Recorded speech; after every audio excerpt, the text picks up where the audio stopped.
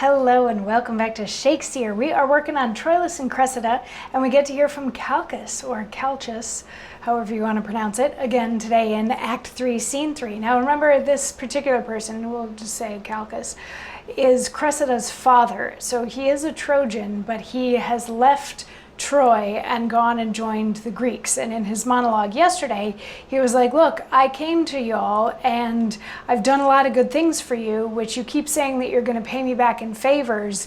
And now it's time I want to call in one of those favors.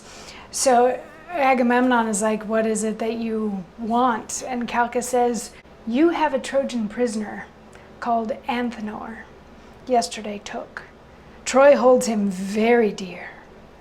Often have you, thanks, therefore, desired my Cressida in right exchange, whom Troy hath still denied. But this Antenor, I know, is such a rest in their affairs, that their negotiations all must slack, wanting his manage.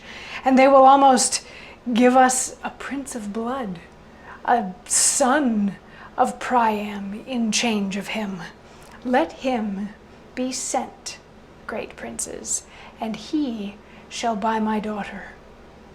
And her presence shall quite strike off all service I have done in most accepted pain. So he's got this plan, see? He wants, there's a Trojan prisoner who the Greeks captured yesterday named Antenor, who's very valuable to the Trojans. And Calchas and the Greeks want Cressida. So he's proposing a swap. Let's give Antenor back to the Trojans in exchange for Cressida. She has to come here to me and the Greeks. And then he's like, also, if you do this and I get my daughter back, then that's it. You don't owe me any more favors. So Agamemnon is like, yeah, sure, make it happen. And Diomedes, go with him and make sure that when you're there in Troy, you find out from Hector if this fight is actually happening tomorrow, because Ajax is ready for it.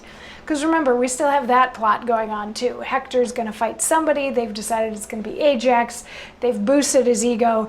And meanwhile, in all of this, Cressida is enjoying an evening of you-know-what with Troilus. They've been given a bed by Pandarus to do with as they will.